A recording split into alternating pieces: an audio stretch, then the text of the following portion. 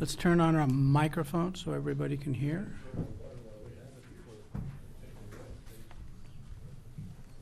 And our clerk is back in her place. We're going to call this meeting to order. Would you call the roll, please? Director Hayes? Here. Director Johnston? Here. Director Baggerly? Here. Director Finch? Here. Director Filkey? Here. Thank you. Would you all please rise for the Pledge of Allegiance? Ready, begin. I pledge allegiance to the flag of the United States of America and to the republic for which it stands, one nation, under God, indivisible, with liberty and justice for all. That is justice for all. Okay, item 3 is director announcements and reports. Peter, do you have anything for the mutuals? Not a whole lot, except our canyon is producing a lot of water, and most of it's going to the ocean. And to the aquifer. Okay, good, thank you. Ojai Water Conservation District, We did not meet since the last meeting, so nothing to report. the election has not taken place. The election has not taken place, Okay, and I attended the same meeting you did, so I don't know whether to report on that one of Monday. can if you want. I attended, as did Russ and Emily, on something that will have to be agended for this board later on, a preliminary discussion with the county on the spreading grounds. And it was very preliminary on understanding where it's at and how it sits there doing. Actually, that is going to be on the agenda tonight. San Antonio Spreading Grounds Okay. status. So I was at that meeting. You can So talk. we can talk later. Yeah, you can. Good, good idea, thank you. All right, Casitas, City of Ojai. Well, we produce nothing, but we hope we trapped a little in our, that effort we're making along our streets to slow it, spread it, and sink it. We don't Good, spread it good. very far, but on my walks during the storms, I don't know how we measure what contribution we're making, but that's probably about the only thing we're doing in the water area. And in our first meeting in March, we've invited a member of the Casitas board to come talk to the council about the recent decision or the recent report on the engineering analysis of pushing water east and west. Yeah, right, So okay. Thank you. Casitas Municipal Water District, lake level. Are you ready to write? Here we go. It's at 39.2%. The elevation is 497.19. And that gives us 93,316 acre feet. Yes, the lake has come up probably more than 20 feet. And water is still pouring into the lake through the diversion, through Santa Ana Creek, and also the rest of the tributaries. So it's a good year.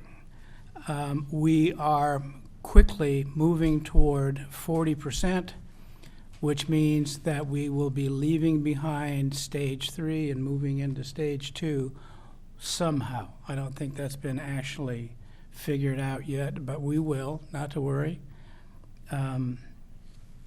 That's my report. Community Facilities District, I don't have anything. he doesn't have anything. Okay, director comments. Anybody have an announcement, a warning? Anything?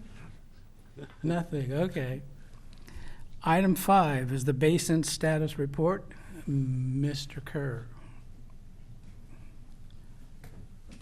Thank you, Russ. If you didn't pick one up on the way in, we have a depth to water hydrograph that we've been updating on at least bi-weekly basis, so that what you see on the website is much more current than things have been. And the reason for that is because the water levels are changing so rapidly during this season of recharge. currently, as of the 25th, which is all now 3 days old and outdated, thankfully, the key well had passed last year's high already. The depth to water was 179.81 feet, which represents about a 63% capacity to the basin, or about 50,400 acre feet and rising. Rising to the point where wells are exhaling once again, and many of the wells you can feel a cushion of air coming out of vent tubes, sounding ports, and the like, which is just literally a sigh of relief that the basin is giving us. We, this far, at least as of today's check, had 17 and change inches of precipitation on the valley floor, and twice that on the ridge. So the ridge top at Nordhoff Ridge had about 34.84 inches, whereas at the valley floor at the fire station, since October 1st, 17.15 inches of precipitation.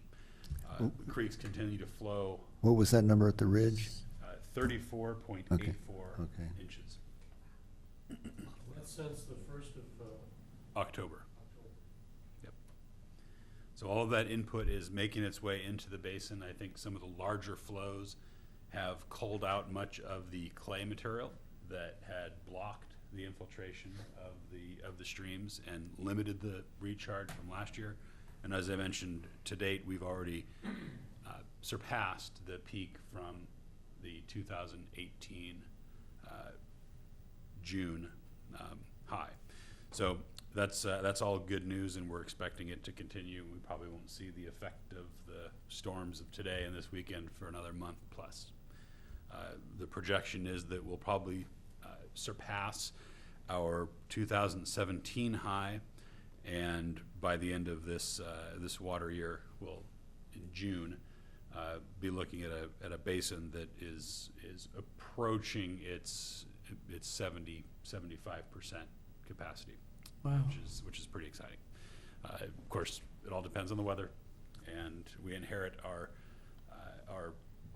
penchant for apathy or panic from our weather, because it's always drought or deluge, and we tend to react the same way with respect to a lot of our actions in the water business. So at any rate, I might have a remedy for that. What if we taped a harmonica to each one of these wells that's expelling air?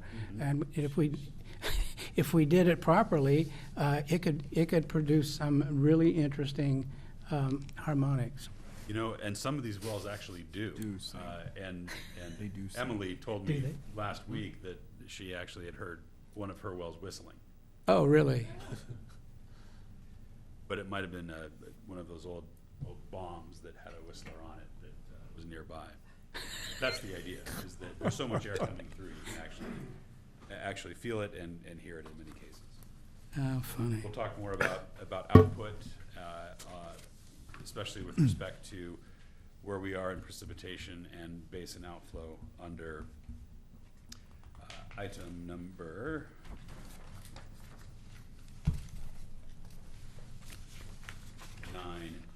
9A, I believe.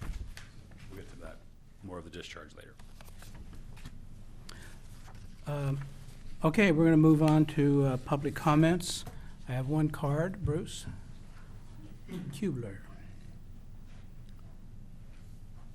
So this is a kind of an update. We're Ventura River Water District at our meeting on the last week decided to set up an ad hoc committee to pursue an alternative to adjudication that the city of Ventura has filed. So Bert Rapp has. Is this at the Water Commission then? Pardon me? Where did that take place? At our board meeting, the Ventura River Water District. And who was there from the city? I'm sorry, I should let you talk. No. At our board meeting, Bert Rapp has been thinking about a way to save a lot of money for everybody in the basin here. Instead of fighting with lawyers over water rights, we ought to get together and try to solve this ourselves.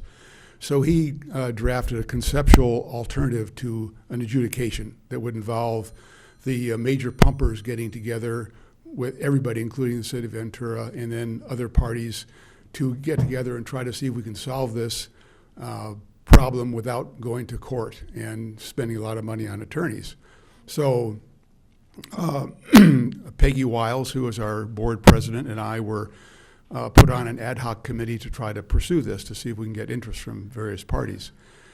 We had an informal meeting with a member of Casitas board yesterday, and we sent a letter to the president, or to Mike Flood, asking that they put an item on their agenda to maybe have someone appointed if they are willing to participate with us. We sent another letter like that to the Miners Oaks Water District.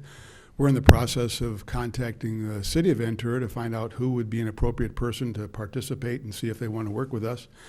The concept is basically, if we get this thing going, we'll then use the information that the Upper Ventura River Groundwater Agency is developing, and also the State Water Board, to figure out how the basin works and things like that. And then we'd be able to try to come up with some kind of a negotiated solution, including all the people that have interest in it, like the channel keeper and anyone else that wants to participate. So I'm just mentioning it now so you might hear about this. We can, if you're interested in putting this on your agenda, next meeting we can send you the conceptual outline and talk about it. You're not a major pumper, but obviously very involved with the situation, so you may want to have a role in it.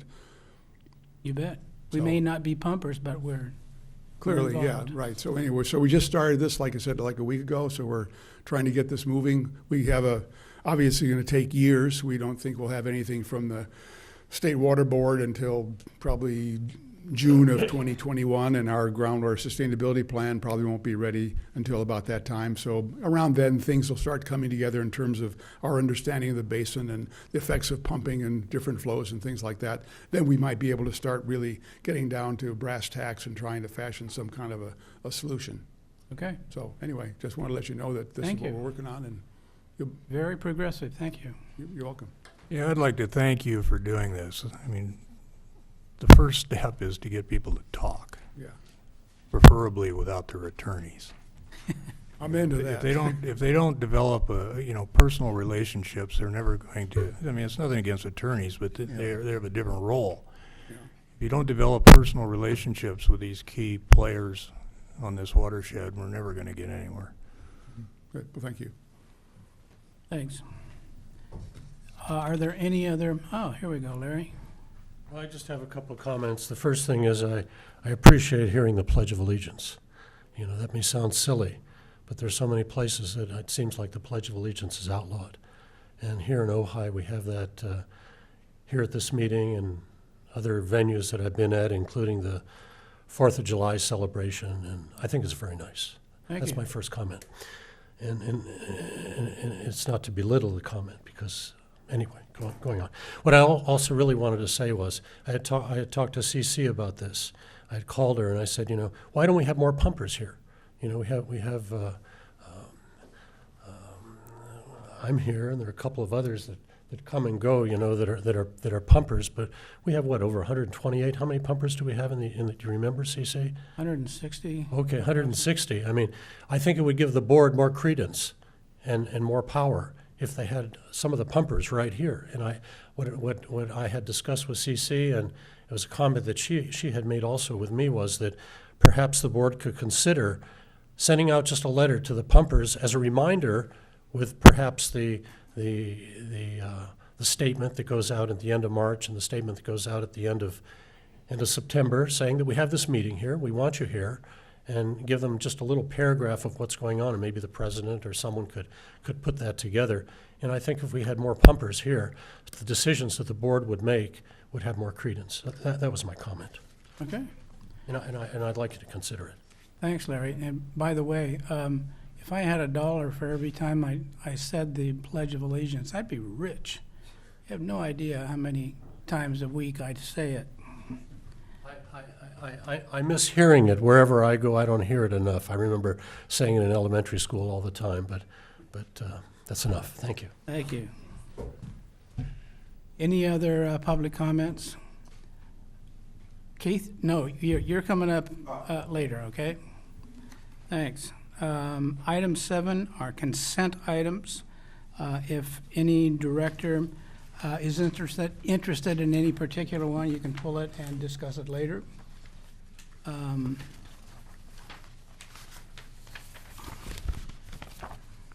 item 8, or action items. 8A, or, Should we approve the consent calendar? I guess we don't have anything. We got, Well, we don't have the, oh, we don't have the, we don't have the minutes, do we? The minutes. Oh, yes, the, I got some minutes here. the CFD report is number 3, which is, kind of goes along with, Do we have? the director announcement. Yeah, we do. And so I don't know if it's in an awkward place, or do you, I know you'd like to see this report. We still want to see it, so, Okay, yeah, so it's just, best to leave you it. know, Just you'll- identify it properly so that we don't think it's, Yeah, I would think that under the director announcement reports, we can keep it there. That's where you put it. sure. Okay, yeah, relates to I communities. see what you guys are saying. We have minutes to approve here. Okay. I don't see the December minutes. Did I miss them? Yeah, they're in there. They're under done. Oh, yeah. Yeah, okay, got it. Okay, you need a motion to approve the consent calendar? I do. Okay, I so move. Do we have a second? I'll second. Thank you. We have a motion and a second. Will you call the roll, please? Director Hages, Yes. Dr. Johnston, Yes. Director Baggerly, Yes. Director Finch, Yes. Director Phil. Yes. Now, returning to action item 8A, Treasurer's Report for December 2018. Did you just combine A and B? I didn't. You want me to? No, I didn't. We'll have to do them one at a time.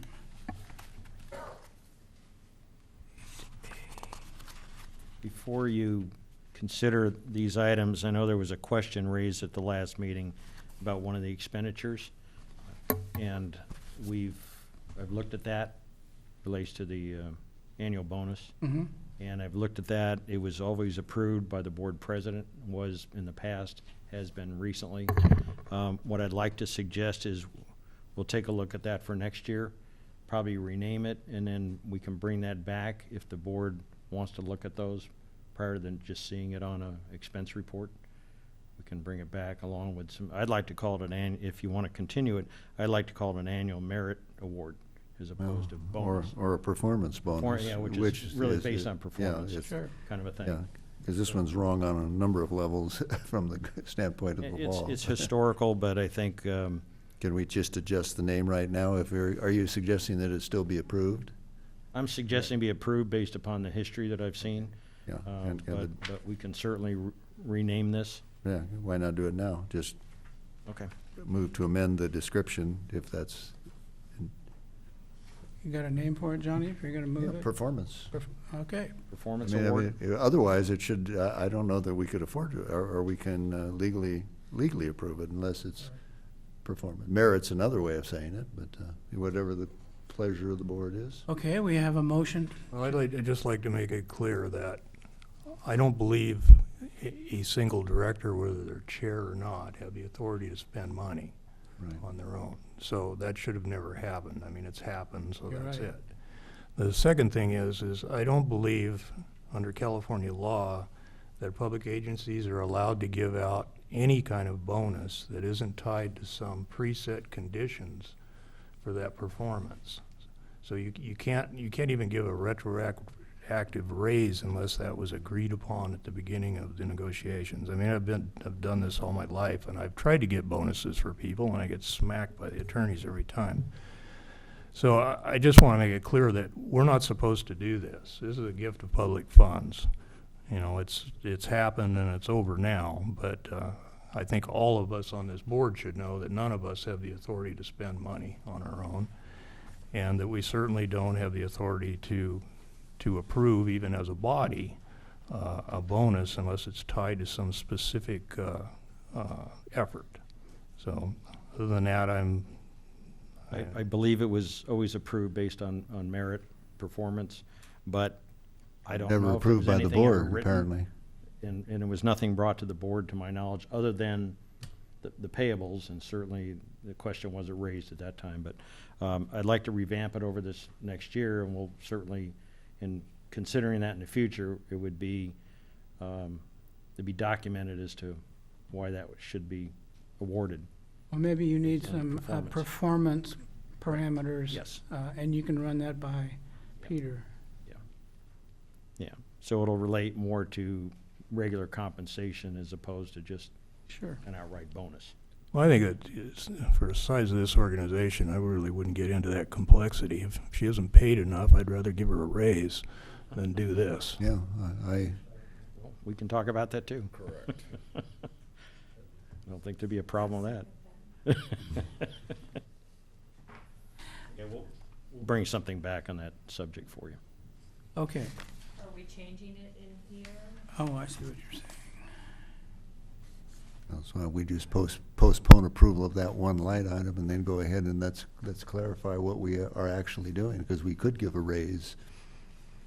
And it wouldn't be, but you can't give it retroactively, but you could change the wage level, could you not? What does our attorney think of this?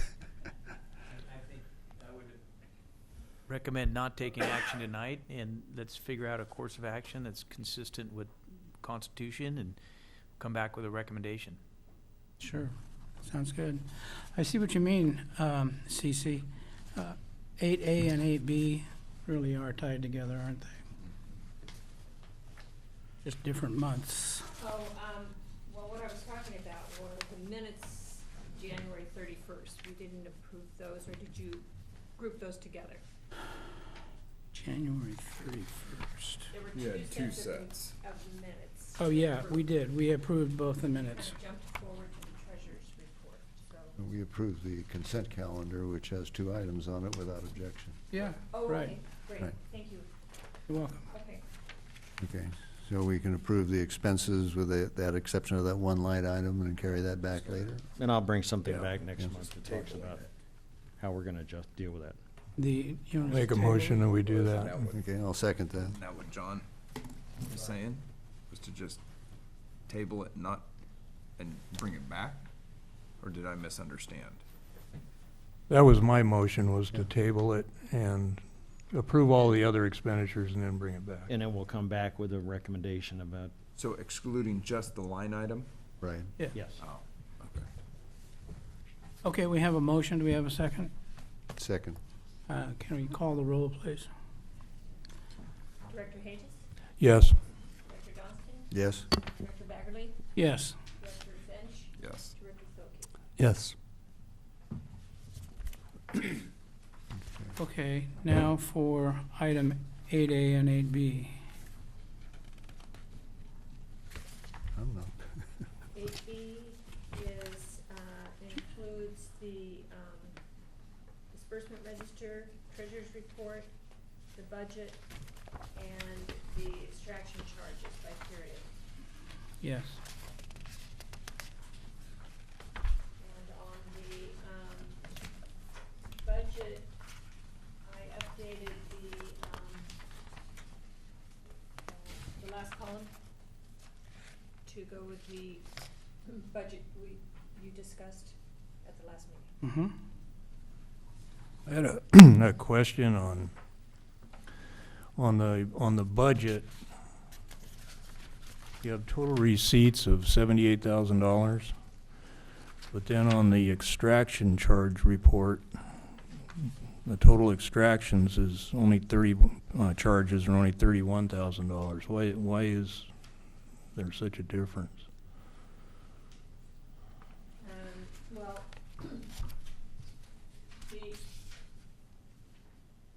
on the budget actuals, Yes. that's, it all depends on how the money comes in. We'll bill for a period, and like, October, November, December, and then it comes in January. And it's more on, a cash basis, Oh. and to have it reconciled with the bank statement. And then this is exactly by period. So on the extraction charges, if you look at the,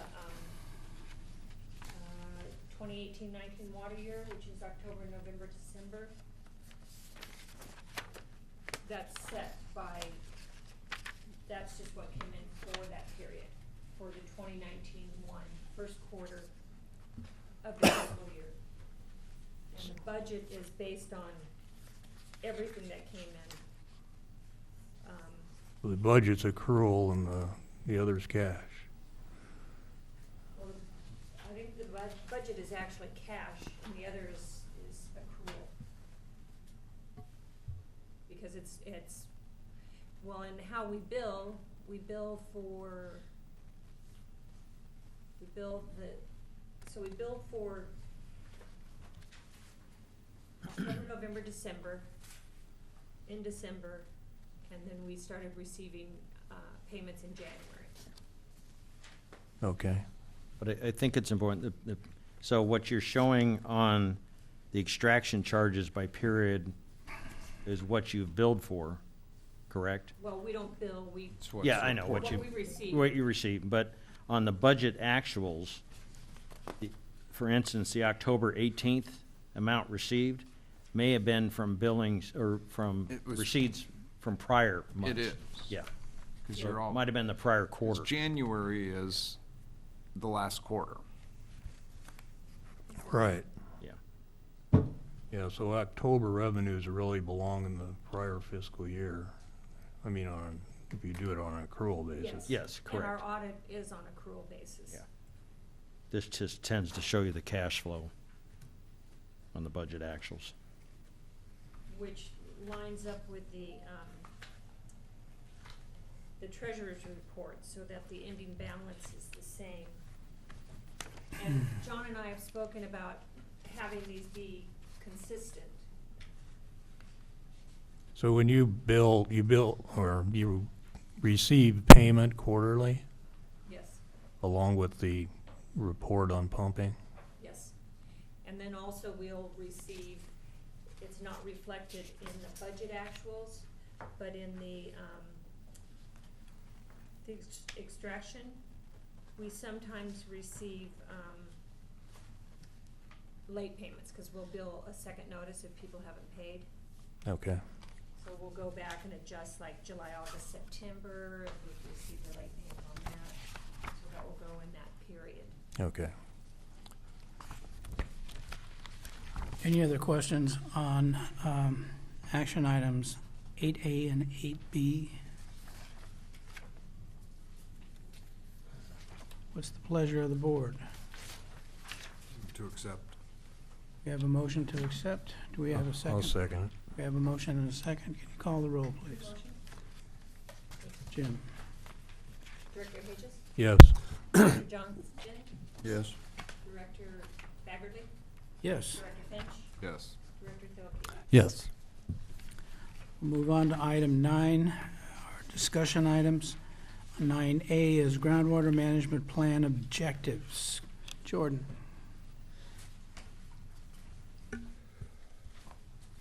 Okay, under item 9A, we've been tasked with evaluating and expanding on Table 3 from the August 2018 Groundwater Management Plan update.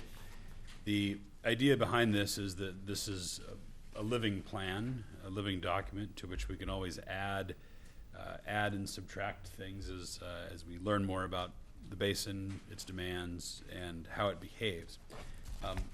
Within these columns A, B, C, D, E, and F, we have almost all of the items that are to be added, just need to conduct the math to separate them out into columns that are clear. They can be graphed accordingly. What is lacking in these that cannot be calculated from each of these parameters are some things that are more nebulous. For example, parks, irrigation, golf course, estimated water use from new planting. That kind of thing is relatively difficult to extract. So that would be more of an estimate if we were to include that in such a table. But what is quantifiable is the stream flow and groundwater correlation and surface flow in and out of the basin. To that end, what we've done is put together a graph that indicates the precipitation as a cumulative departure curve and the surface water flow as measured by the county gauges on San Antonio Creek. And what's interesting is that it supports the notion that the deep groundwater aquifers are not contributing the significant quantities of water to that stream flow as one might think, but for understanding the separate and disconnected perched aquifer system and the contributions of surface flow. Let me explain this, and maybe CC, we can get copies of this made after we discuss this a little bit. On this graph, we have a cumulative departure curve. I don't know if you can get a handle on this, but it basically shows in the blue line the years of drought and the years of appreciable rainfall. When the graph is going down to the right, it's in a drought period. When it's going up to the right or horizontal level, it's a period of excess rainfall and or average rainfall. On the red line is surface flow in sum for the given year at San Antonio Creek. Now, this isn't something that's directly reported. What we have is either peak storm flow, which doesn't really help us out very much with respect to cumulative flow, but we also have the average daily flow at each of those gauges in CFS. So for example, if the average daily flow were 10 CFS, we'd see that reported. And then we calculate that in a CFS, you have 7.48 gallons per that cubic foot per second. Multiply that times 60, you have gallons per minute. Multiply that times 60, gallons per hour, and 24 gallons per day. And then divide that number by the 325,000 gallons per acre foot to calculate an acre footage of total flow. So what we did was we went through some of the key years dating back to 1995 and evaluated this and came up with some pretty interesting numbers. For example, in that 1995 year, there were nearly 50,000 acre feet that left the San Antonio Creek watershed toward the Ventura River. Similarly, in 1998, over 74,000 acre feet of water, basically the capacity of the Ojai Basin almost, left the San Antonio Creek watershed to the Ventura River and escaped to the ocean. Was the basin artesian in that Yes, year? Yeah. it was. Similarly, in 2005, we had over 70,000 acre feet of water escape the San Antonio Creek watershed toward the Ventura River. Now, those years were, of course, artesian. Wells within the basin were flowing, and we had full or nearly full capacity of groundwater storage. But what's interesting is that some of the subsequent years, 2006, where we had artesian conditions in the basin, and 2011, when we had artesian conditions in the basin. During those years, we had on the order of 10,000 acre feet cumulatively discharging from the San Antonio Creek watershed toward the Ventura River. So the idea is that we can continue putting this together and tabulate this on this table 3, but also continue to generate the types of graphs like this, which correlate the cumulative departure and the peak stream flows, cumulative stream flows in acre feet, and interestingly then superimpose the groundwater hydrograph, which you have in front of you all, and also on the desk on entry. And what's interesting is that the correlation between peak flows out of the basin and peak storage in groundwater are not one and the same. We can have peak storage in groundwater and not peak flows out of the surface water system, which supports the disconnection of the deeper aquifer system from feeding San Antonio Creek. So that's the sort of thing that we're adding to this table 3, and I think it's the most quantifiable of those, and we'll continue to augment this table and continue to present this information as more becomes available. Is there just one monitor in San Antonio Creek, or are there more Going downstream. There are more, and the data that we have is from the old gauge that the county had up until about 2013 to 14 on the Highway 33 bridge, and then since then they've moved it upstream a little bit on San Antonio Creek, roughly a similar hydrologic setting at Creek Road. Now, in addition to that, we have new gauges at Camp Comfort that can also contribute to this, but does not include some of the flow in from other tributaries downstream from Camp Comfort. So it's sort of an amalgamation of several different data points that we use to come up with these numbers. The other thing I would be interested in is what the nature of the rainfall in those periods were. If you had like flood conditions, you would get quick runoff versus. Correct, and that's where the bar charts, which we can also superimpose on that graph, really don't do justice for intensity. Right. And that's a much more distributed parameter than just the totals. Unfortunately, the totals are easier to present, and it's the data that we have, but that's sort of where knowledge and data bifurcate. Mm-hmm. And we can manage based on both. And the other area that today is of most interest, or what's the impacts to the dry season flows? What is basin level? How does basin level and dry season flows correlate? Yes, that's true. And what's interesting is that some of the more recent data points from the county effectively show zero flow. They're probably not accurate, and we've measured flow, surface flow out of the basin with fish in that flowing water when deep basin water levels are well below those elevations. So that correlation will continue to monitor and adapt to. Okay. Richard, I know you asked for this to be augmented, but when I look at this table, what am I supposed to? How am I supposed to draw a conclusion looking at all these numbers? What do they all mean to you? Well, it depends on what you're looking for. These are just data points that That's right. are easily available, that if you have a question or are trying to do some analysis, it's available. And the reason why I'm asking is because what we really want the Sigma people at DWR to know and understand is that relationship between the perched aquifers and the deep aquifers. And if we put another column here, they're not gonna get it. I'm not really interested in them. I was more interested in us, so that we understand what we're doing here. The surface water flow issue doesn't have to be included in this chart, in this table. That's a separate thing that we talked about doing, developing, some correlation between surface flow and rain and basin level. So that's a separate, from my point of view, that's a separate set of charts and tables. These other things are simply to add information to this table that makes it easier to understand what the total water use is over the basin.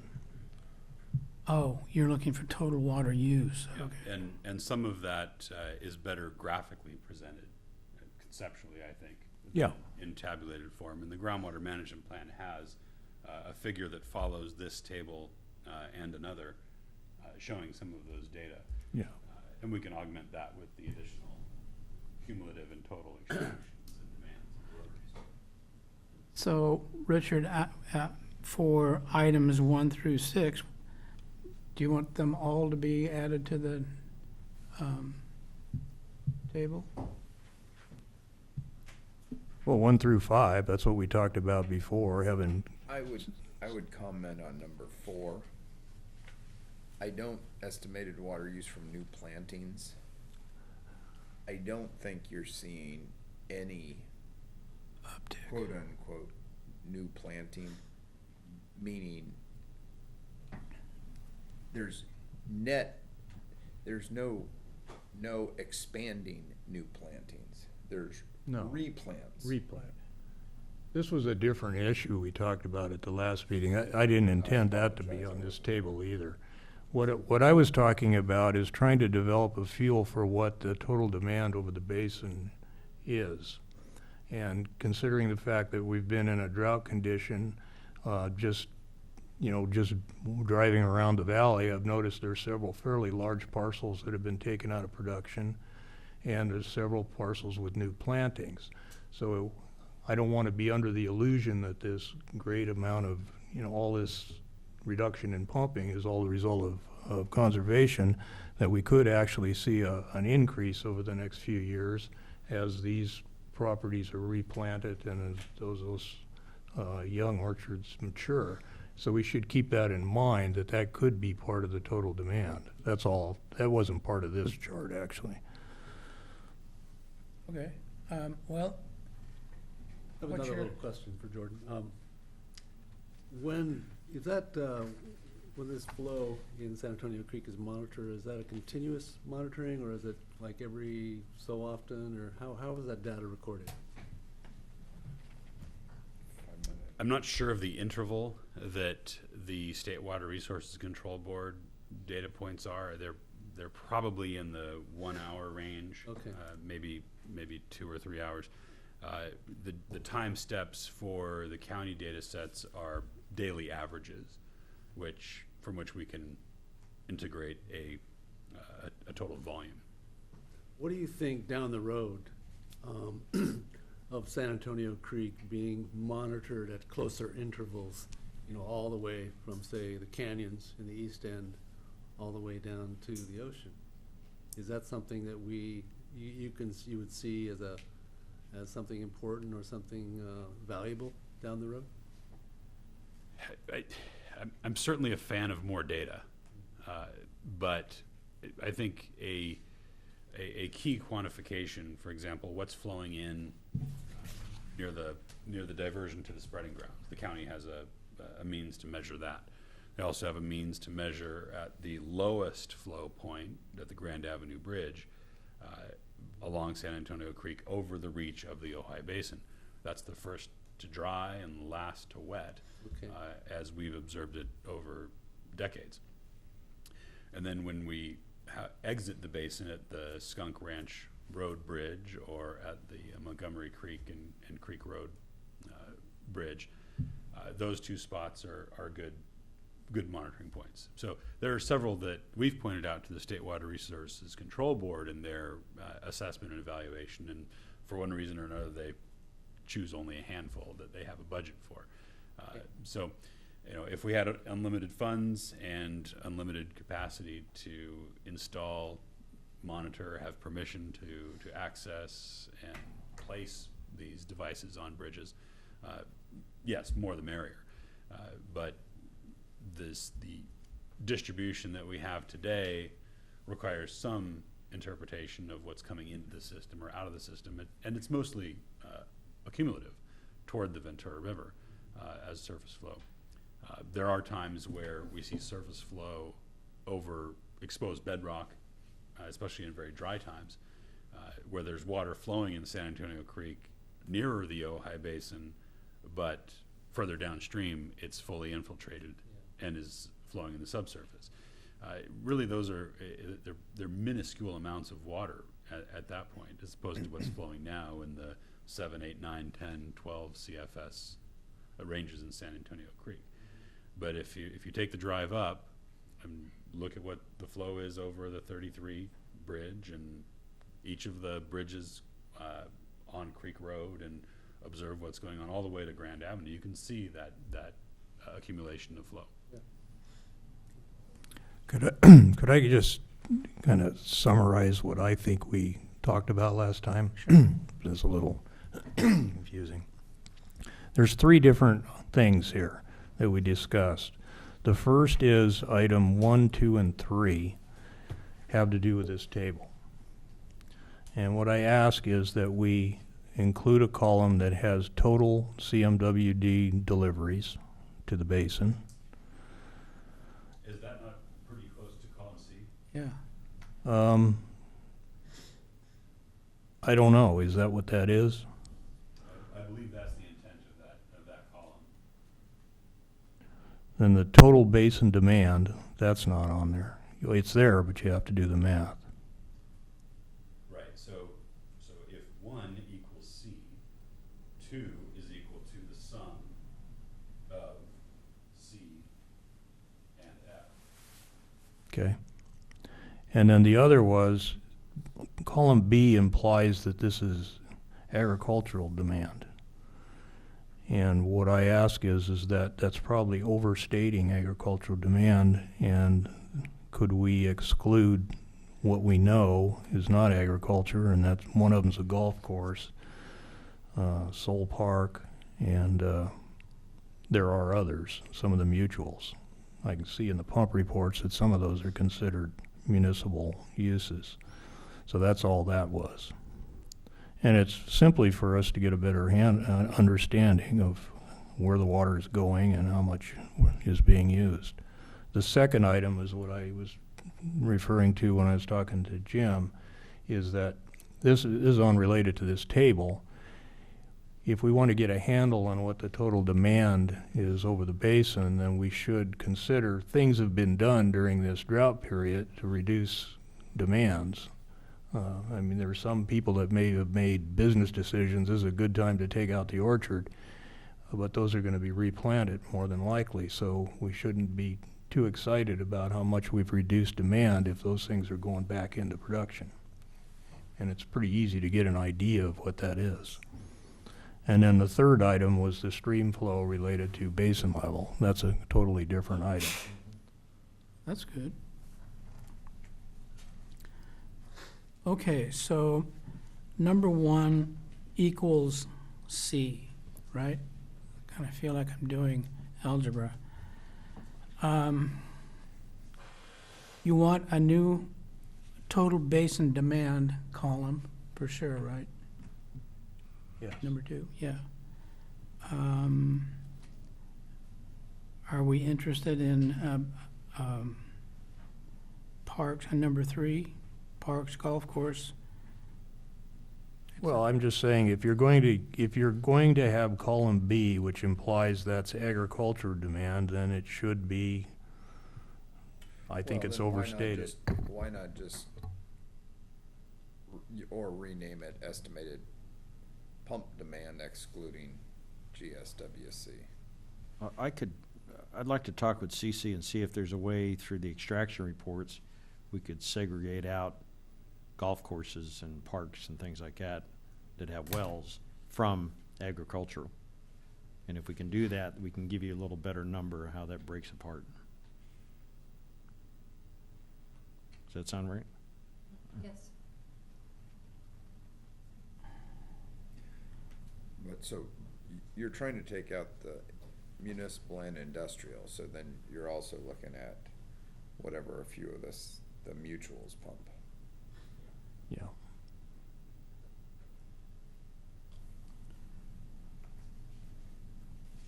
Okay, is that enough direction from the board to bring this back? Just one question. I guess the mutuals, are they mostly residential or are they ag? That's part of what we'd have to figure out, because Well, Senior Canyon only has one one well, right. in the basin, and it's strictly ag at this point. Okay, so we'll go through that and see what they look like as well, as best we can. Siete Robles is the opposite. Yeah, Siete Robles is all Right. Okay. Hermitage. And the last one, Richard, I think you wanted was the stream flow, the surface flow, right? Well, I think that's what we were talking about, was Yeah. putting together do some work on the correlation between stream flow, seasonal stream flow, and basin level, and rainfall as much as possible.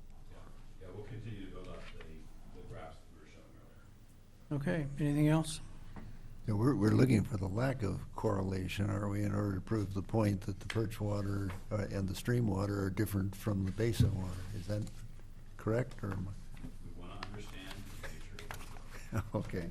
but yes, everything seems to support that. Your lawyer seems to be nodding, yes. That's the proper way to phrase it, okay.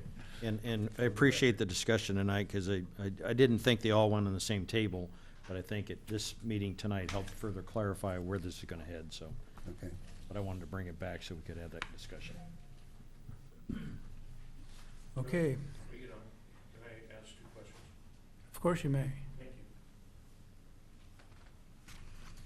you. They're simple, I'm not gonna baffle you guys with any brilliance. But when someone says estimate, does that mean there's no accuracy in it? So when I see here estimated, let me put my glasses on. So when I see the word estimated when it comes to, estimated groundwater extractions, private wells, does that mean that all the private wells don't have meters, so we don't know for sure what they're taking? So it's an estimate, we're just guessing based on some report that they sent in, or is there some accuracy to these estimates? I think that's a good point. I'm just wondering, I don't know, that's my first question. I don't know why that one's estimated. And then the second one is on the San Antonio spreading grounds. I'm not sure, Jordan, if there is a meter there, but the spreading grounds haven't been turned on yet, have they? No. So we don't really know what's the inflow is at that point unless there's another mechanism there that I don't know. Oh, past that point. It's the flow of San Antonio that is monitored. Okay, I was mixing the two, and that was, I just know that's not turned on yet, so I was wondering how we're measuring something. Okay, thank you. For the people in the audience, if you don't know him, that's Randy Haney. He's a city council member.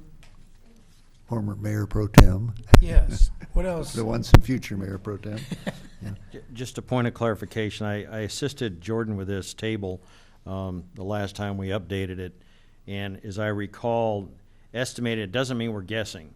It's math. So between A through F, we're doing actual amounts, and then we're doing the math, and this doesn't show it, but I think I put something in the actual document that showed what the math was to get to all these numbers. Okay.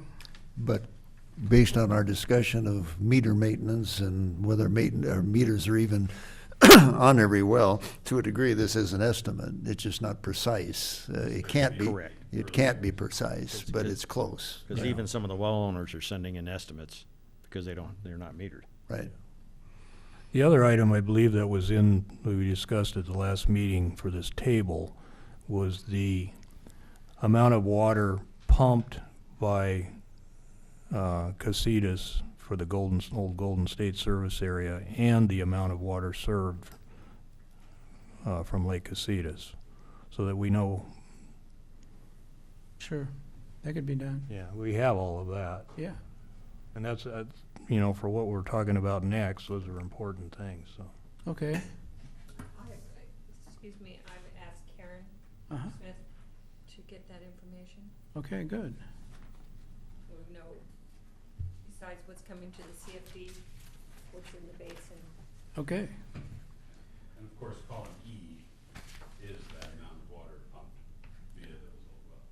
Right, we just don't have the amount delivered from Lake Casitas That's not. for that service area, correct? That's the way. Okay, anything else? I think, isn't C that? Casitas importation, including the groundwater? Yeah, that's total importation. Total, right. Yeah. We just don't have that number broke out. Yeah, Right. Okay, what got we it. want is the CSD area, which is alluding to CSWC, or GSWC. Right? Which we do have on this report.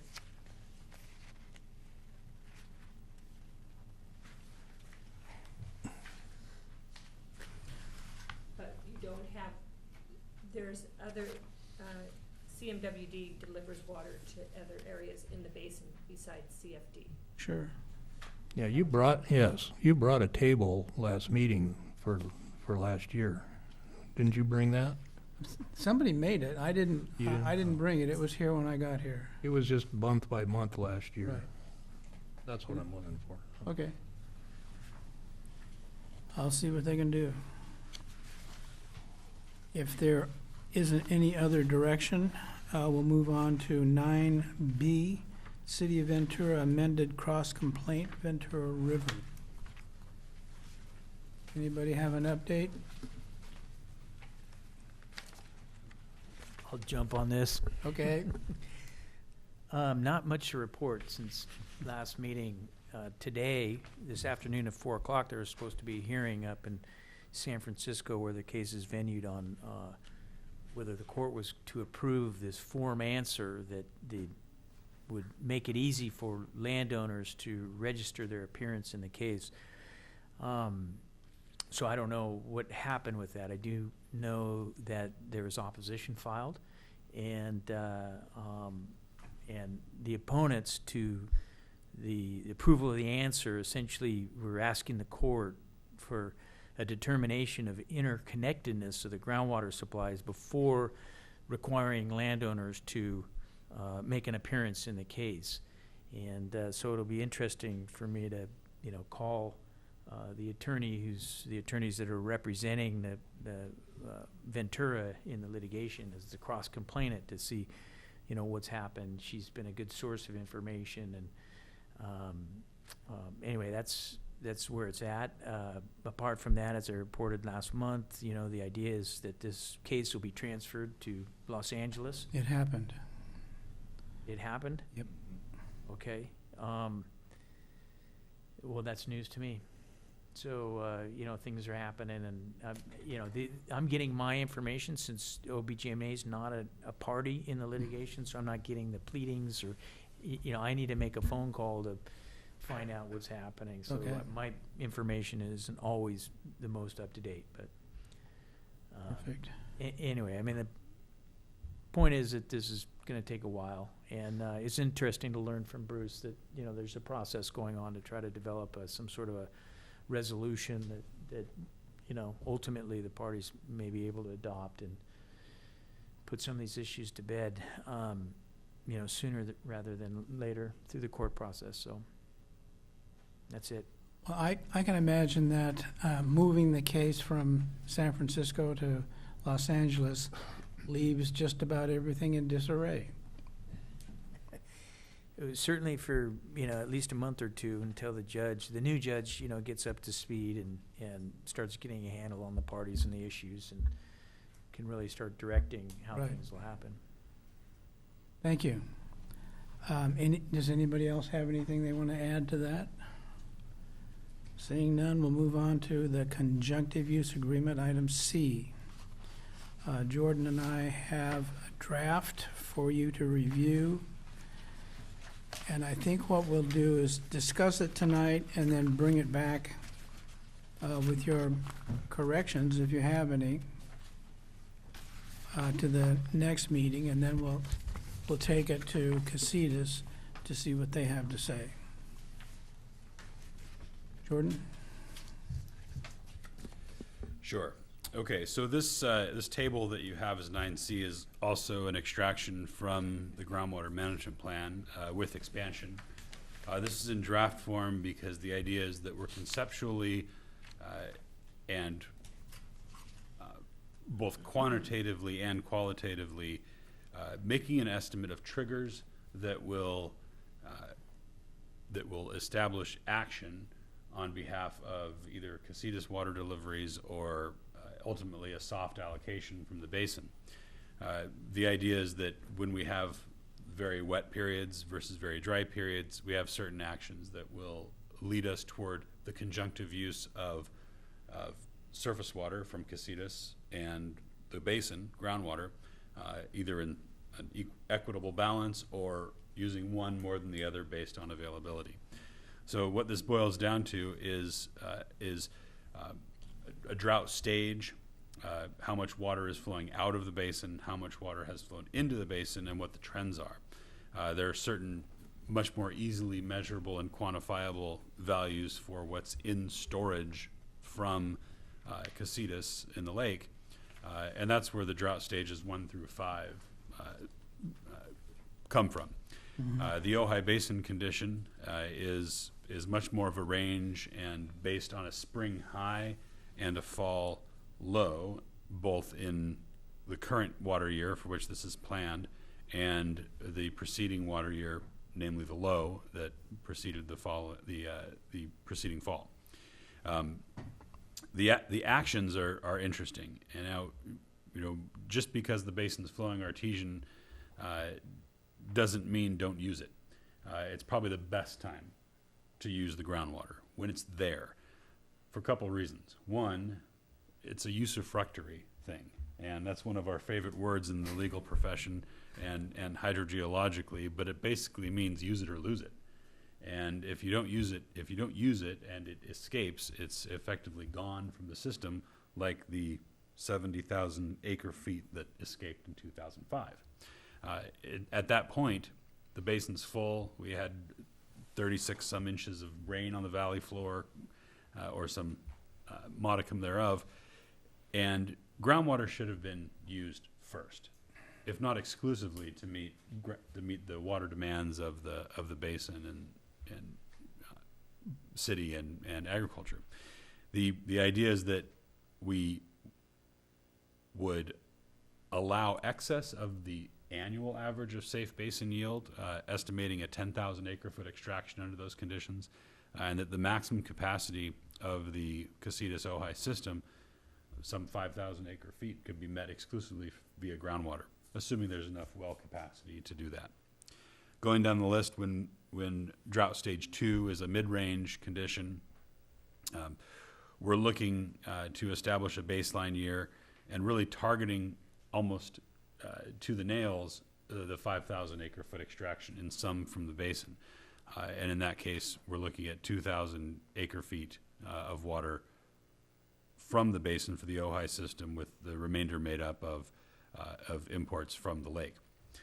As we get into drier periods, when we have about 3/4 to just below average rainfall, and there's less water in storage in the basin and they're stable to drying conditions, that's when we're looking at a 20% reduction in pumping overall, targeting a 4,000 acre foot per year annual extraction from the basin as a whole, and 1,600 acre feet extracted from groundwater in the Casitas-Ojai system, and so on and so forth, up until the very driest condition under extreme drought, that we're attempting to just balance the total extractions from the basin with the amount of water that has been demonstrated to recharge the basin in those driest of years. That's the 2,000 acre foot number.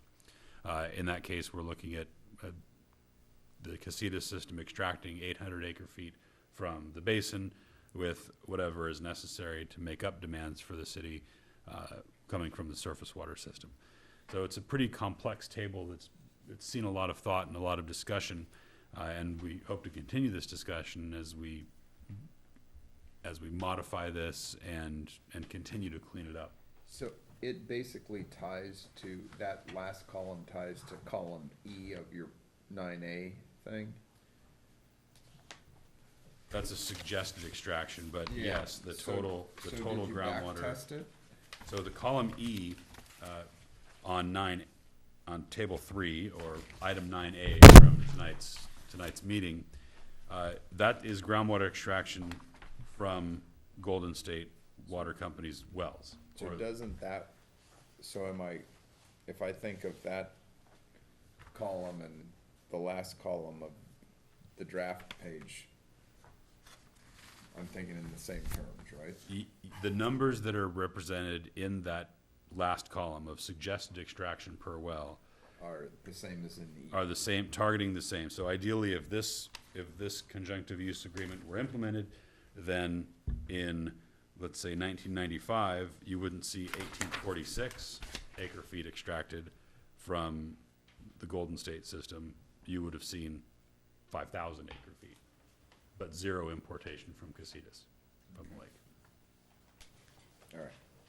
My concept was that the stages 1, 2, and 3 would be, we would contact the well owners after we've made our determination from the key well, telling us what we think the status of the basin is going to be that year. And it would not be a mandatory extraction, but a suggested one. However, when you get to 4 and 5, there would be a mandatory letter sent out advising well owners that this is what we're going to be extracting this year. Is that correct? Yes. So that would require an allocation ordinance, some sort of legal mechanism to, Okay, require pumpers to not pump, basically. sounds good. And how would you do that? Write an allocation ordinance. We would correlate it back to this conjunctive use agreement and the, whatever corrections Casitas may put on this. And when we get to stage 4, we would advise them this would be your allocation for this year. Right, but the enforcement of that would come from where? It would- Us. Yeah, it would be typically it's a financial Thinking like a controls. water master or something and Well, penalize? Typically, yeah, that typically they're penalized if they go over their allocation. That's pretty common in most, Right, just like Your as if basins. it were adjudicated, if you, yeah, same kind of deal. So the idea is that we're almost acting as a voluntary water master, right. which is very much in concert with Bruce and Bert's concept of showing the powers that be that we can water master ourselves and do not need an adjudication.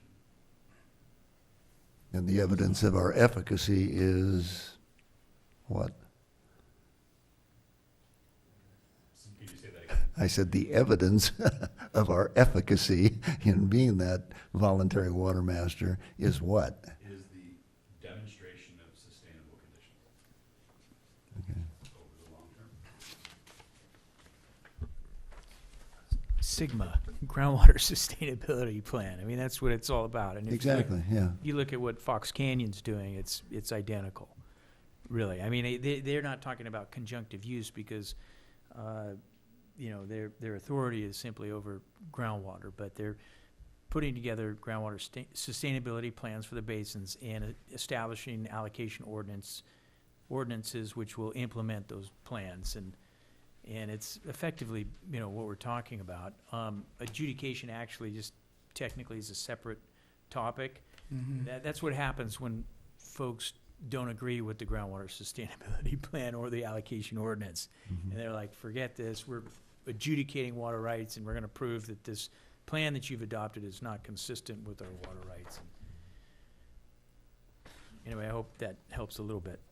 We have to demonstrate to the Department of Water Resources and the Sigma section that we have control over our basin, and we will protect it for that sustainability. So why don't we, we'll send this home with you, and you can we'll bring it back next month and ask for your additions, subtractions, corrections, and then we'll finish it up and take it to Casitas. Make sense? The one question, To Casitas? Yeah, it's going to be an agreement between OBGMA and Casitas Municipal Water District. It'll be an authority. and what does Casitas agree to do? Well, they already have agreed to their drought stages. And Yeah. we'll see if they think we have coordinated the water use between their drought stages and what we're going to be extracting. This may have to get a little bit more complicated for actual determination of when is it more important for pumpers to pump instead of taking Casitas water, and when is it more important to take Casitas water and not the basin water. I think- Yeah, I was gonna say, I think that's the question, that ultimately, the agreement would be such that Casitas would agree then to pump more from the Community Services District wells, assuming the basin has more capacity and you're Right. in those different stages. And then also be willing to reduce and pull more from Casitas in more drought modes. yeah. Which is effectively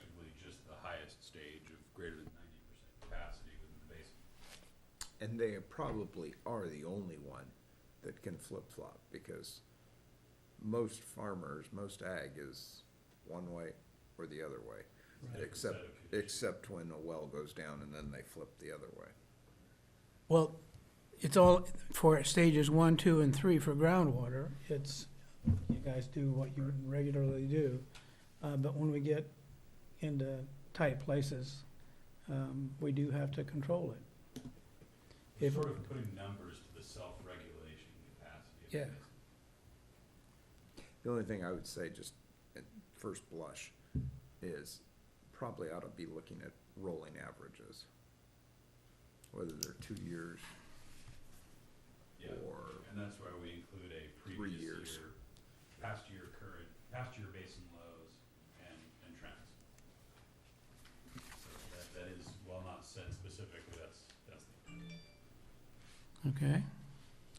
Well, I think the other issue is going to be what you brought up about the correlation between stream flows and basin level. There are periods where the basin's full and there's not very much stream flow, so it's going to be an issue that we're going to have to be aware of. There's somebody downstream that's going to complain. City of Ventura. With the environmental group. Well, it's going to, I mean, we're going to have to address that. I mean, it is going to be an issue, so we're going to have to answer it. And the plan says that we are going to address it. So we'll get to it. Anything else for this And then evening? the other thing is do you have any idea the frequency of these conditions of 1 and 2 here? In hindcasting? Yeah. Yes. So we're looking at years like 2005, 1991, post-March Miracle, or 93, 95. We're looking at April 1978. We're looking at years, let's see, 98. and in 1969. So they're really wet years. Yeah. And The beauty of it is that by using that highest volume, we're creating an available storage capacity within the basin, such that right. excess surface flow is off. Right. Without benefit. Well, I'd just be curious to the frequency and because it's going to be a significant investment on Casitas's part to be able to pull 5,000 acre feet from, they don't have the capacity to do that now. So, it has to happen often enough for that to pay off. Right. And it may not ever get to that point. That they're taking all they can. One of the beauties of when it's that wet, the demand tends to be relatively low as well. Right. Folks aren't irrigating their lawns. That's right. And their backyard citrus trees when the ground is moist as it is now. Okay, if you have anything you'd like to add, please give Jordan a call, or bring it to the meeting next time. Does that make sense?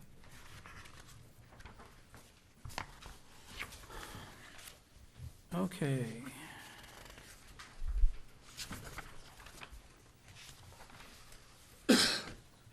We're going to move to item 9D, financial controls policy. And I had intended to have an item before you tonight to at least start reviewing. Ms. Vanderveer and I had talked about this, and with the auditor's report coming out, they will have some comments regarding financial controls for the agency. So I pulled together a model policy, but I don't want to do a lot of editing on it until we see what the auditors are going to offer, Okay, which should be pretty soon. so we just carry this over. We'll to carry next this one. over, but I just want to report back to you that we are working on this as requested, and hopefully we'll have something in the next couple months, 2 or 3 Okay. months. Sounds good. Anything else by the board on that item? Then we'll move on to item E, San Antonio Spreading Grounds Operational Status Report. As Jim mentioned earlier, we were both at a meeting brought together by the Watershed Protection District of signatories to an agreement. What was the year of that agreement? Do you remember? Do you? Well, 2008. 2008. It turns out that the county never signed on to the agreement, so we never really had an agreement in place. And there's a lot in it. Do you want to correct me if I'm Yeah, I'll going correct you. off when the you- rails? Okay. Go ahead, you run out first. We'll let you get way off. Okay, so Glenn Shepherd and Peter Shadegg. Boy, I go back a long way. Yeah, you do. Let's see, they were there, and we agreed to have a look at a test. Currently, the water quality that's going up to the, oh yeah, you were there too. You can correct me too. The water quality is so laden with total dissolved solids and other stuff that they clog up the screens to keep fish out, and the nozzles that they have built into the back of the screens are not working because they're using native water and they clog up immediately. So here's what we decided. We have water available in the depth discrete monitoring well, and there may be some tanks available from Casitas that we use to drain the reservoirs when we work on the inside of them. We could loan one to them, and I don't know if that's going to happen, but that was what we talked about. So there would be water, fresh water, clean water, available for the nozzles to go ahead and work. If that works, then we'll be back to the table to develop a new agreement for maintenance. Yeah, Roger? Is that for right now? Yes. That water's crystal clear. Yeah. And it has been for weeks. Well, apparently, there's enough stuff in it. No, there's not. There isn't, huh? Okay. Yeah, So when the flow was high enough, then the dirt water was dirty. Now the flow is too low, which I pointed out it's not all going through the weir. Right. About 20% or more is off to the right side or the west or side. both sides. At the west. But anyway. We did talk about it. Yeah, no, it's kind of screwy. 100% screwy, because it's not working. Anyway, we offered the possibility of water that's clean enough to allow the nozzles to clean the screen. And we'll find out what they do. We have also subsequently thought of potential to use air Oh, yeah? instead of water as the fluid mechanism to divert potential small fish from the screens. When, did we talk about that? I don't know. No. No. It was a Subsequently. subsequent thought that kept me up about 3 in the morning. That would actually work. All they need is a compressor, right? It's cheaper than water. It sure is. So we Hmm. should probably get that to them in the next iteration of communication. No, do it before. I think they want to get on with it. Obviously, they want a new maintenance agreement with all the parties so they can ask us for money, which the old agreement did, the tune of $20,000 a year for Casitas, I think. Of course, it will never cost that much unless, they lose a vehicle on the way up there. I don't know. We'll find out. Anyway, that's the news that's fit to print on the San Antonio Spreading Grounds Operational Status Report. Is that okay? Okay. Any Is that questions? okay, Roger? I think it's ridiculous, actually. The thing, you're gonna do tanks and stuff this year That's what. By the time you have them set up, there won't be any water? There won't be Well, any water. that was the discussion, you know, either get it there for this weekend or for Wednesday. Or because- forget it. Or, because it's a discrete event, and, you know, down the road, it won't matter, and then you're to next year. But we still have the problem with the weir. Yes. So the real, I mean, that brought up a question of, you know, could you get a new agreement where you could, because the fish aren't in the chocolate soup Right. water. I mean, could you just grab that to some degree, regardless of the silt load, deal with the silt after the fact? But it's kind of strange that all four parties signed and then it gets sent to the county. They didn't sign And it. No then one's- they don't and they sign don't it. sign it, yeah. And, or at least the copy they found doesn't have their signature on it.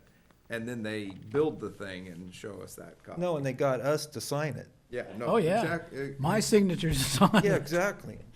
But if you don't solve the weir problem, you're not gonna divert much, because And that I've was, been there, I look at it all the time, and there are times when it's half the water is not going through the weir. It's going both sides of it. Yeah. You live right next to it. I mean, it's like. and that's the thing. They said, you know, does somebody want to have this? And I'm like, well, who wants to buy an Edsel? Collector. But, okay. Yeah, they did. They said, does anybody want to take this over? And it's like, prove their that it works. It doesn't even work. No. When it doesn't work because of the complexity that they built into it. Right. And they designed it, right? Well, maybe the air will work, and that's pretty simple to do. And the water clears up much quicker at where it's diverted as opposed to where the bridge is. Right. So I don't know where they're monitoring it, because it's not easy to get to the diversion.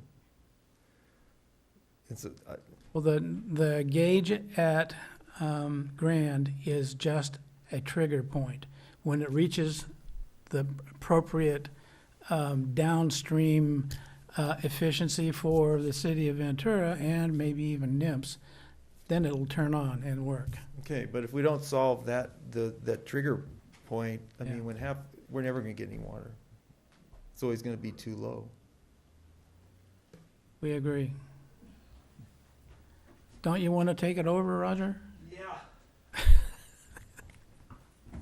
Okay, that's my report, and I'm sticking to it. Let's see. Item F is the Wildlife Conservation Grant Status Report.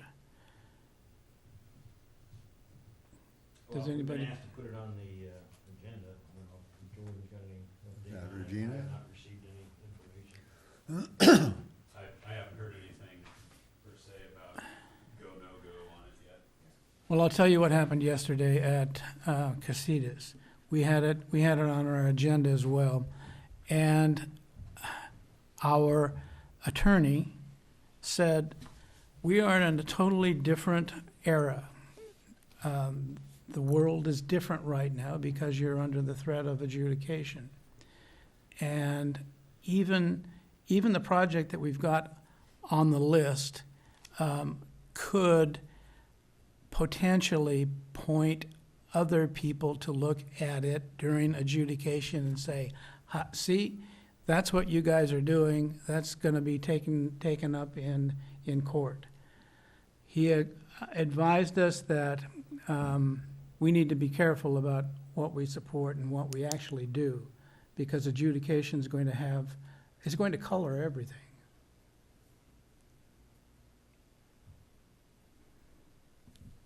So we didn't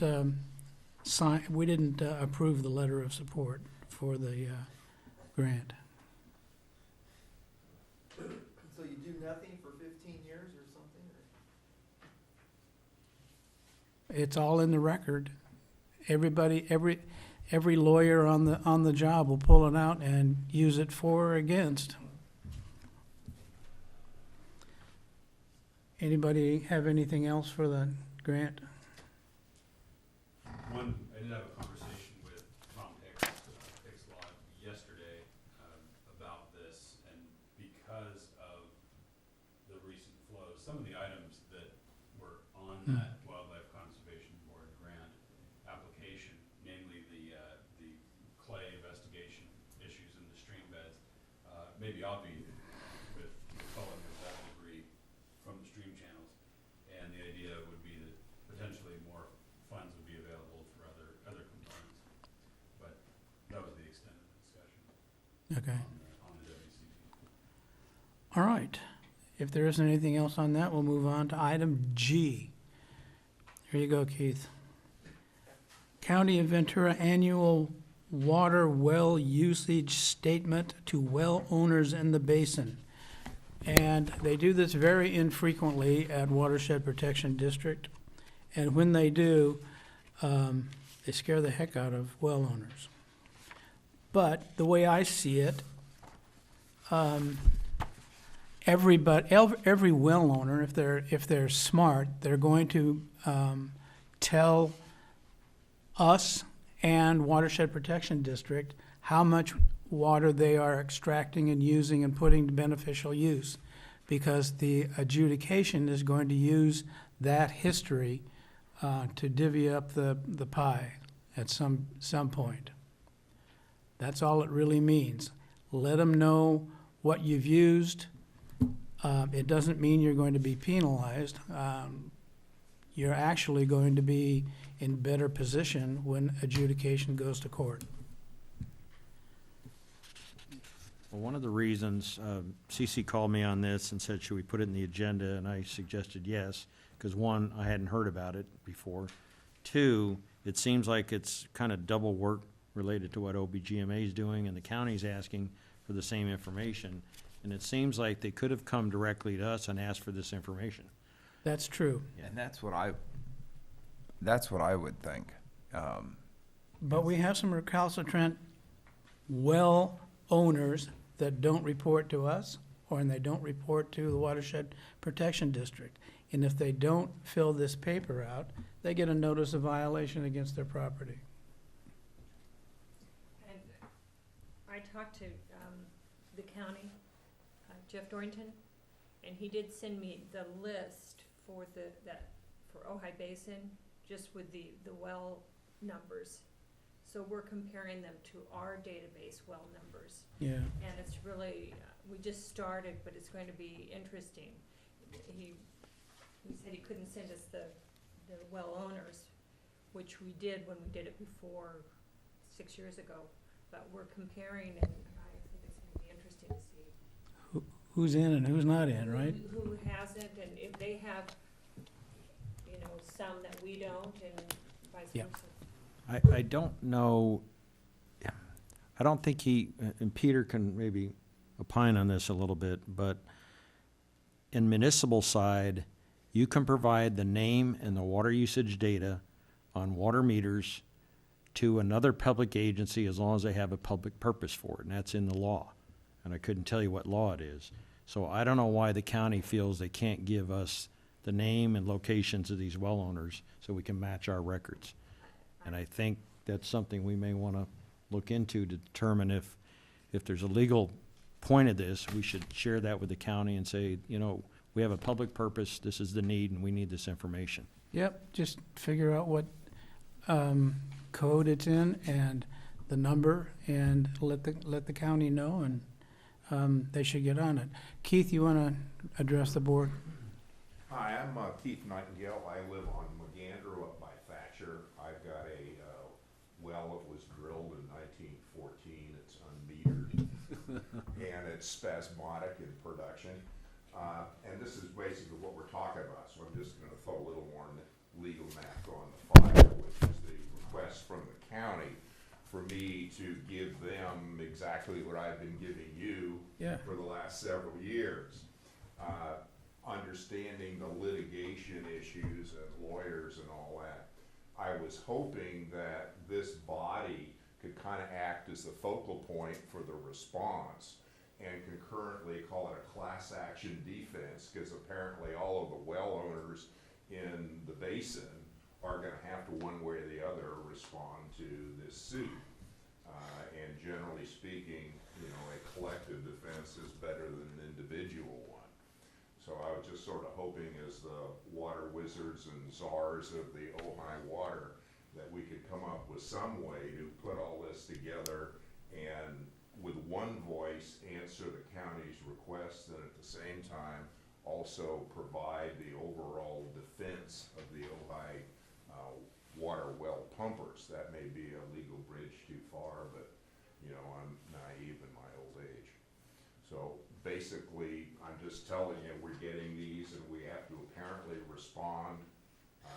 I think collectively it'd be better if you could respond for us as a whole. But I don't know if you have legal restrictions against that or not. It just seems since we're all kind of part of the same organization paying the dues, we ought to try to do it as a collective as opposed to an individual position. Sure. That's my point. Thank you. You're number one, GI. We went to war together. It's a inside joke. I did, I got a question. So I'm not really understanding the rationale for the county of Ventura to send this out. Has anybody explored that with them? Yes. In fact, we got them to do it the last time, 6 years ago. We asked them to do it because there were a number of wells that had not paid their dues or were behind. You want to go ahead and fill that in? yes, well, because it's, what they can do is they can file a notice of noncompliance on their property, which encourages well owners to come forth and start reporting. And we did last time find about 5 or 6 people who hadn't been reporting. To digress a little bit, I did find, we have the permit, the no-fee permit that gives us at least knowledge of when someone is going to get a permit to drill a well, which is, not happening right now, but it really gave us information, because all we want is information to contact well owners. And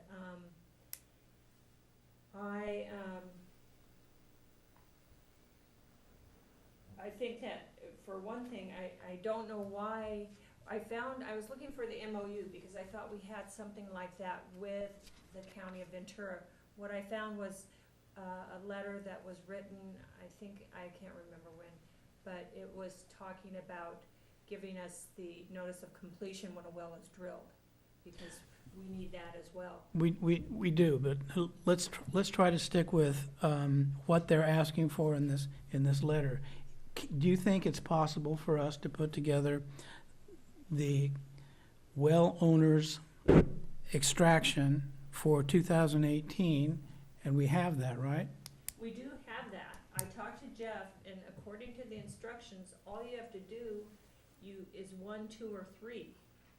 You can Right. do one that says the well is located on my property and I have operated it for more than 8 hours, which is what our extraction statements Right. say.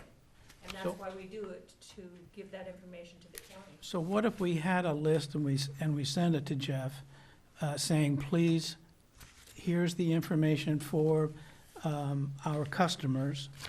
Can we take the place of this letter? Well, and people have been calling me and asking for 2018 extraction statements, because some don't have them.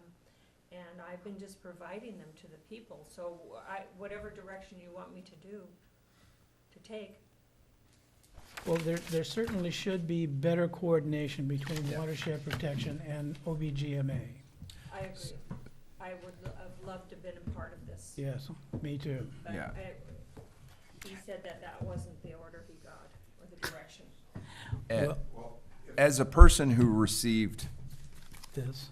a stack of these, and all they have is the well ID, unlike your statements who have an address and a well description. It would be phenomenal. And both United and OBGMA and the others all have this data, whereas I have to go through and add up four individual reports. It seems, as a person who has to fill these out, it seems asinine to have to do this when it's probably all in your Excel spreadsheet or Yes. whatever It it is. is. So, questions 1, 2, and 3 are no issue. It's give me the volume that's thrown through, and I got to go dig through the files and add them up. So if there's a way that OBGMA can respond to it, and I fully agree with the first half of what you said, Keith. I don't think it at all applies to the lawsuit, but just to No. this. I think that I'm fully on board with you on this. Well, later on it will. I mean, you want to make sure that, well, you already just- do. You send us your extraction Right. report every year, And right? that- So so you're we've good to got go. it. Well, I guess my question is you have the discussion is, are you going to try and answer the question for the county on all of the extraction figures, or do we individually send in the answers, and could that in some way be counterproductive to future ideas? No, actually, it's- it should facilitate better cooperation between OBGMA and the Watershed Protection District. They're operating sort of behind the curtain, just like the Wizard of Oz, and it's not really cool. I agree. What does it mean when you say that that wasn't what they were told to do, or whoever told somebody at the county, if I understood what you were saying earlier? I talked to Kinlow and asked him why this wasn't sent through us. Then I talked to Jeff Dorrington, and he said the direction he got was to send out these letters to everyone Right, but the direction from who? from Kinlow. Okay. And he gets his direction from Glenn Shepherd, and he gets his direction from Jeff Pratt. Jeff Pratt. And Jeff and I talked about when we did it before, and it was amazing, and how we sent them in for people, and a lot was discovered. Accomplished, yeah. Yes, it was amazing, and so I got what I could from him, what were well numbers. Because we'll be working on the annual report in the coming month, we will have almost all of this data for all of the wells within the basin.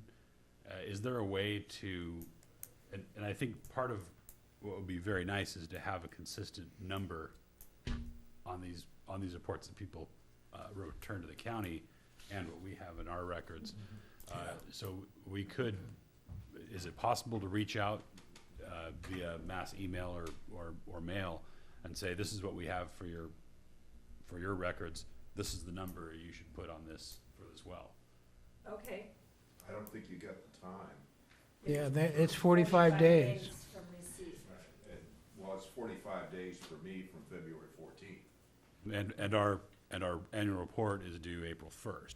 So we're already on that pathway. And we have the data, we're tabulating it, and like Jim said, it's in our Excel spreadsheet. So we can do this for the hundreds of wells that we have. We are doing it. I just think if we shared it with the constituency and the county, it would both simplify and corroborate the data that they're collecting. Well, and I think this confuses people as well, too. But sure, we can get the information. We have the database. The only issue is that they're requesting on calendar year and we are on water year. Yeah. So But in Excel, it's easy, you just add up 4 columns. assuming Pick we your- have the Pick your 4 columns. the extraction data, but we can do Yes, this. and it's by period, so I can take those, I take the first period of 2017, which is, the right year, because I already have sent copies to people that have requested. I think we need to send a letter to the Watershed Protection District requesting better cooperation between OBGMA and the Watershed Protection District in regards to this. I mean, they probably haven't done this for 6 years, right? They haven't, I and he have. sent out 4,000, I think. Yeah, I haven't. I don't even think, Can you clarify again, why did they send this out? I think you said it at the beginning, Russ. busy work. Why did they send this? Well, they want to keep track of what's being extracted from the basin as well. Well, why They are they sh- doing it now instead of last year, 2, 3 years? Is it because of the lawsuit? They didn't have random. They don't have staff, and it costs money, and they're poor, and they'll tell you a million stories. What we've found is that the paperwork at the groundwater section has increased in its efficiency and turnaround since Mr. Dorrington injured his ankle and has been not spending as much time in the field. And Barbara's on vacation. And so there's a certain manpower capacity that they have for this kind of thing, that when they get around to it, they'll do it. Roger, you want to come I up? believe this is lawsuit ammo that No. the county are No, totally separate. absolutely not. It's the annual, it's just every quarter's report or half 6 months report back in the other years. They haven't done this every year. They call it an annual, Yeah, but it's just they random. don't do it. Yeah, No, they I think did. that's about right. Can they still enforce this if it hasn't been done in 6 years? Is it enforceable? Sure it is. Yeah, I'm sorry, it will be, and it is. But let us try to ameliorate the anxiety. We'll send in the information and a letter that we need better cooperation. Coordination, Yeah. I mean, they're not, Okay. doesn't seem like they're intentionally Well, not they- cooperating, but it's not They'd very. be better off getting one Excel file Sure. with each well than having to Yeah. key this stuff in. I mean, Yeah. I would much rather have. And they're liable to make mistakes when they do it. Oh, yes, Are we sharing anything with them regularly now? for their annual report. No, I mean, do you share, you have the list of state well numbers. Every time we have those reported, are we sharing them, are we sharing that with the county, with the extractions? He only asks for them once a year for his annual report. But you In give them total. all the wells by well number Yes. plus, so they have it already. Except Okay. they haven't done their annual report for 2 years. But this is their ammunition for the recalcitrant. I'm in favor of them doing this, but in a Yeah. different way. I would like them to do this to the people that are not reporting to the OBGMA. And- And if they have a list of all the state well numbers from OBGMA with the extractions. Yep. They go down that list, they find the ones that are not on that list, then they send those people the letter. And that's what we wanted, and that's the kind of help we could use. There's a benefit to that. Right. But this is confusing because, We everybody agree. looks at it and go, I already did this, why am I have to do it again? Yeah. So that's where we need the Well, cooperation. it's a good thing it was on the agenda. Let us try to figure it out and fix it. Yeah, we tried once before. But We'll try it You again. said that this was at one point initiated by the OBGMA to help us, but this time they did this on, once something started, sporadically it happened, and we don't care? Until Keith came. Okay, let me, and you're saying that the county isn't giving us their list, can we give them our list? And we do, or the database, Yes, and be done with it. And if they see some mismatch that they can help us out with, they'll help us out. If they don't, we're no worse off. No, but our well owners are. Well, we spent a Why lot is of that? time as an agency last time comparing lists. Yeah. And straightened a lot of it out. And so we did this I think it was 2011 was the last time that I had to file one of these things. I think so. That's probably right. But I think they probably forgot. But I think we just need to file with them something regularly that they, in a form that they can't ignore, and just say, this is our list, and if there's any omissions, we want them to contact those well owners, because they have teeth, they can put the notice of non-compliance on the parcel, we can't do that kind of thing. No. And so then there are wells out there that should be abandoned, and we want them abandoned. And this has some teeth to get that done, and I think we just need to make it efficient and less confusing to the average, well owner. In order to do that, we would actually have to get a memorandum of understanding between us and them. I bet we had one from before. We may have. I'm not sure, but I think there may have been.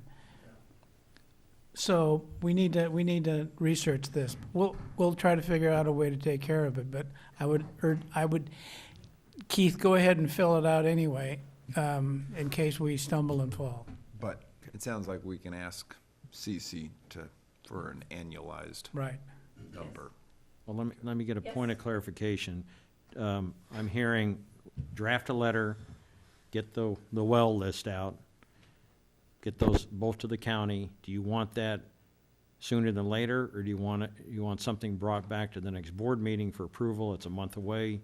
I mean, it sounds like you want to get this out relatively quickly, and I think Yesterday. the letter is going to be, I don't think anybody's going to have a problem what we draft up. So let me draft up something, I'll work with CC, and we'll And, get something out. try to get them to think about the possibility that there was a memorandum of understanding for this very issue. Right? We'll see what we can find. Okay. And if they don't like it, say, Sin Loy Doc Tao. In the spirit of cooperation, yeah, in the spirit of cooperation, this is what we need to do in the future. So, Yeah, it's beneficial for both. Okay, anything else on Public Works in the County of Ventura and all the good things they do? Seeing none, informational items. Number 10, CMWD surface water supplementation to Ojai area. I still don't understand this. Is this just for water use in the CFD area? John, did you put Is that it? on It's from the last agenda. that was from the last agenda. It is. We just forgot to take it off. Well, let's take it off now. Okay? And so then we're going to adjourn at 6:47.